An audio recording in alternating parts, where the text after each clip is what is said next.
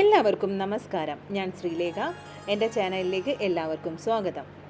51 ശക്തിപീഠങ്ങളിൽ ഏറ്റവും പ്രധാനപ്പെട്ട ശക്തിപീഠം കുടികൊള്ളുന്ന കാമാഖ്യാദേവി ക്ഷേത്രത്തിലെ കാഴ്ചകളാണ് ഇന്ന് ഞാൻ നിങ്ങളുമായിട്ട് ഷെയർ ചെയ്യുന്നത്.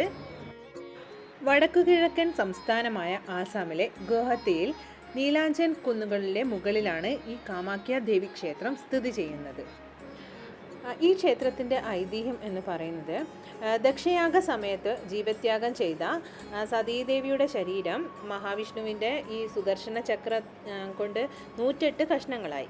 അതിൽ കഷ്ണങ്ങളായ അത് ചിതറിയപ്പോൾ അത് ഓരോരോ ഭാഗങ്ങളും ഓരോ സ്ഥലങ്ങളിൽ വീണു. അതിൽ 51 പ്രധാനപ്പെട്ട ശക്തിപീഠങ്ങൾ. അതിൽ ദേവിയുടെ യോനിഭാഗം വീണത് ഈ നീലാഞ്ചൽ പർവ്വതനിരകളിലാണ്. അങ്ങനെയാണ് ഈ കാമാഖ്യ ദേവിയുടെ ഈ ക്ഷേത്രം വന്നത് എന്നാണ് ഐതിഹ്യം. കാമാഖ്യ ദേവി ക്ഷേത്രത്തിലെ ഏറ്റവും വലിയ ഉത്സവമാണ് അംബുബാച്ചി മേള. 2014 ഞങ്ങൾ ഈ അംബുബാച്ചി മേള കാണാൻ പോയിരുന്നു. അതിൻ്റെ കാഴ്ചകളാണ് ഞാൻ ഇപ്പോൾ നിങ്ങളുമായിട്ട് പങ്കുവയ്ക്കുന്നത്. അസാമിൻ്റെ സംസ്കാരത്തെയും വിശ്വാസത്തെയും വളരെ അടുത്തറിയാൻ സഹായിക്കുന്ന വലിയൊരു അവസരമാണ് ഈ മേള. കിഴക്കിൻ്റെ മഹാകുംഭ് എന്നാണ് അംബുബാച്ചി മേളയെ അറിയപ്പെടുന്നത്.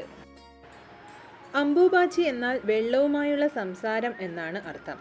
അതായത് വടക്ക് കിഴക്കൻ സംസ്ഥാനങ്ങളിൽ മഴ പ്രതീക്ഷിച്ചിരിക്കുന്ന ദിവസങ്ങളിലാണ് ഈ മേള നടക്കുന്നത്. അതായത് ഈ വർഷം ജൂൺ 22 സ്റ്റാർട്ട് ചെയ്യുന്നത്. മറ്റൊരിടത്തും കാണാത്ത പ്രതിഷ്ഠയും പിന്നെ വിശ്വാസവും ആചാരങ്ങളുമാണ് ഈ കാമാഖ്യ ക്ഷേത്രത്തിൽ നമുക്ക് കാണാൻ കഴിയുന്നത്. ദേവിയുടെ യോനിയെ ആരാധിക്കുന്ന ലോകത്തിലെ ഏക ക്ഷേത്രമാണ് കാമാഖ്യ ക്ഷേത്രം. പിന്നെ ദേവിയുടെ ആർത്തവം നടക്കുന്ന ദിവസങ്ങളാണ് ഇവിടെ അംബുബാച്ചി മേളയായി ആഘോഷിക്കുന്നത്. അതുകൊണ്ട് തന്നെ പ്രകൃതിയുമായി ചേർന്ന് നിൽക്കുന്ന ഒരു വിശ്വാസവും ഈ മേളയ്ക്കുണ്ട്. ആർത്തവം ആവുന്നതോട് പുതിയ സൃഷ്ടിക്കുള്ള കഴിവ് കാമാഖ്യ ദേവിക്ക് ലഭിക്കുന്നത് പോലെ തന്നെ മഴയുടെ വരവോടെ ഭൂമിയിലും പുതിയ കൃഷി ആരംഭിക്കാനാവും എന്നാണ് വിശ്വാസം. അംബുബാച്ചി മേള നടക്കുന്ന ഈ 3 ദിവസങ്ങളിൽ ഇവിടെ പൂജയോ വഴിപാടുകളോ ഒന്നും തന്നെ നടക്കാറില്ല. ശ്രീകോവിൽ അടച്ചിട്ടാണ് ഉണ്ടാവുക. അപ്പോൾ ആ സമയത്ത് പുറത്ത് ഭയങ്കര ആഘോഷങ്ങളാണ്. സന്യാസിമാരും പിന്നെ നമ്മുടെ അയൽ രാജ്യങ്ങളിൽ നിന്നും ഭാരതത്തിൻ്റെ പല ഭാഗങ്ങളിൽ നിന്നും ധാരാളം ആളുകൾ ഈ സമയത്ത് ഇവിടെ കൂടിയിരിക്കും. താന്ത്രിക ആരാധനയുടെ ഒരു വലിയ കേന്ദ്രം കൂടിയാണ് ഈ ക്ഷേത്രം.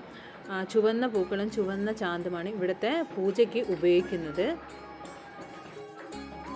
മൃഗബലി നടത്തുന്ന അപൂർവം ചില ക്ഷേത്രങ്ങളിൽ ഒന്നാണ് കാമാഖ്യ ദേവി ക്ഷേത്രം. ഇവിടെ ആൺമൃഗങ്ങളെയാണ് ബലി നൽകുന്നത്. സത്യയുഗത്തിൽ അംബുബാച്ചി മേള നടന്നിരുന്നത് 16 വർഷം കൂടുമ്പോൾ ഒരു അംബുബാച്ചി മേള എന്ന്. പിന്നെ അത് ദ്വാപരയുഗത്തിലായപ്പോൾ 12 വർഷങ്ങൾക്ക് ശേഷം ഒന്ന്. പിന്നെ അത് ത്രേതായുഗത്തിലെ 7 വർഷങ്ങൾക്ക് ശേഷം ഒരു അംബുബാച്ചി മേള. കലിയുഗത്തിൽ എല്ലാ വർഷവും ഈ ഒരു സമയത്ത്, അതായത് ജൂൺ മാസത്തിൽ ആണ് അംബുബാച്ചി മേള ഇപ്പോൾ നടന്നുകൊണ്ടിരിക്കുന്നത്.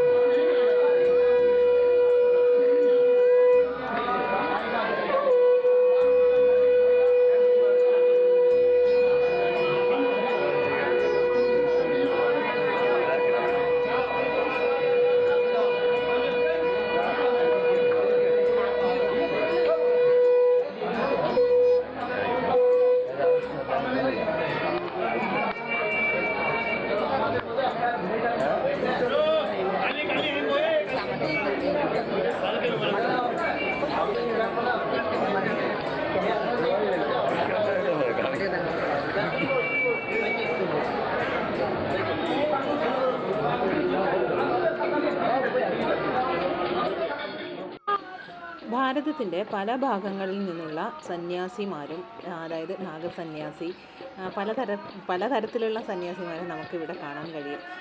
പിന്നെ ഇവർ തന്നെ നമ്മൾ പിന്നെ ആസാമിൽ അല്ല അരുണാചലിലുള്ള ഒരു പരശുരാം കുണ്ടുണ്ട്. അവിടെ പരശുരാം കുണ്ടിലുള്ള പിന്നെ ആ മേളയിൽ പോയാലും ഇവരെ കാണും.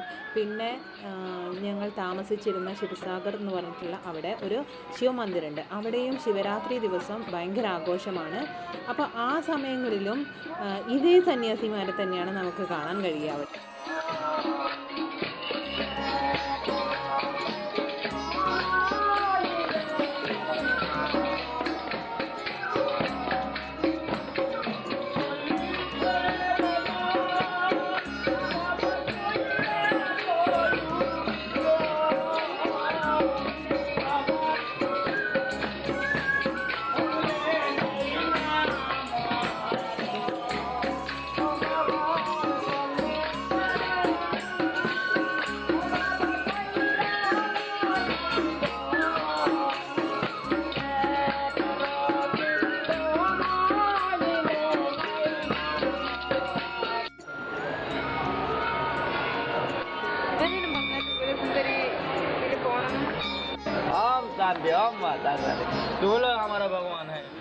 നമുക്ക് ഈ ക്ഷേത്രത്തിൽ പോയി കഴിഞ്ഞാൽ പല രൂപം കെട്ടിയ ആളുകളെയും നമുക്ക് കാണാൻ പറ്റും.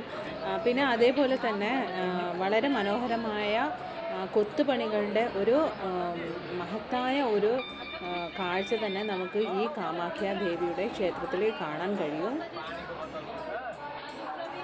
അസമിൻ്റെ മുഖമുദ്രയായ കാമാഖ്യ ദേവി ക്ഷേത്രവും അവിടുത്തെ അംബുബാച്ചി മേളയുടെ കാഴ്ചകളും ആണ് നിങ്ങൾ ഇപ്പോൾ കണ്ടത്.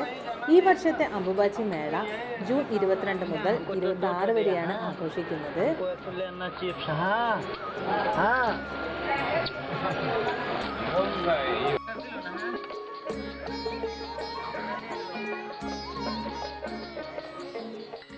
കനൽ എന്ന ഫിലിമിൽ മോഹൻലാൽ പറയുന്ന ഒരു ഡയലോഗുണ്ട്. ആ ഒരു ഡയലോഗ് മാതിരി തന്നെയാണ് എൻ്റെ ലൈഫിലും. കാരണം ഞങ്ങൾ കല്യാണം കഴിഞ്ഞ് മോനുണ്ടായി ഒരു 10 മാസം ആകുമ്പോഴാണ് ഞങ്ങൾ ആസാമിലേക്ക് ഷിഫ്റ്റ് ചെയ്തത്. പിന്നെ ഒരു 6 വർഷം ഞങ്ങൾ അവിടെ നിന്നു. അവിടെയുള്ള കുറേ കാഴ്ചകളൊക്കെ ഞാൻ പിന്നെ എൻ്റെ കയ്യിലിപ്പുണ്ട്. ആ കാഴ്ചകളൊക്കെ ഞാൻ നിങ്ങളുമായിട്ട് ഷെയർ ചെയ്യുന്നുണ്ട്. ശരിക്കും പിന്നെ ഈ നോർത്ത് ഈസ്റ്റ് ഒരു ജീവിതത്തിൽ ഒരു പ്രാവശ്യമെങ്കിലും കണ്ടിരിക്കേണ്ട ഒരു സ്ഥലമായിട്ടാണ് എനിക്ക് തോന്നുന്നത്. യാത്ര ചെയ്യാൻ ഇഷ്ടപ്പെടുന്ന എല്ലാവർക്കും ഇഷ്ടമുള്ള ഒരിടമായിരിക്കും. ഏകദേശം 600 വർഷം അഹോൻ രാജാക്കന്മാർ ഭരിച്ച ആസാം, നദികളുടെ കൂട്ടത്തിലെ പുരുഷഭാവമായ ബ്രഹ്മപുത്ര ഒഴുകുന്ന ആസാം, ഭൂപൻ ഹസാരികയുടെ ആസാം, അങ്ങനെ കുറേ ഏറെയുണ്ട് ആസാമിനെ പറ്റി പറയാൻ. അപ്പോൾ ആസാമിൻ്റെ പല കാഴ്ചകളും ഞാൻ നിങ്ങളുമായിട്ട് ഷെയർ ചെയ്യുന്നുണ്ട്. അപ്പം നിങ്ങൾക്ക് ഈ വീഡിയോ ഇഷ്ടപ്പെട്ടു എന്ന് വിചാരിക്കുന്നു. ഇഷ്ടപ്പെട്ടെങ്കിൽ ലൈക്ക് ചെയ്യുക, ഷെയർ ചെയ്യുക, നിങ്ങളുടെ അഭിപ്രായങ്ങൾ അറിയിക്കുക. അപ്പോൾ അടുത്ത വീഡിയോയിൽ കാണുന്നതുവരെ ബൈ ബൈ.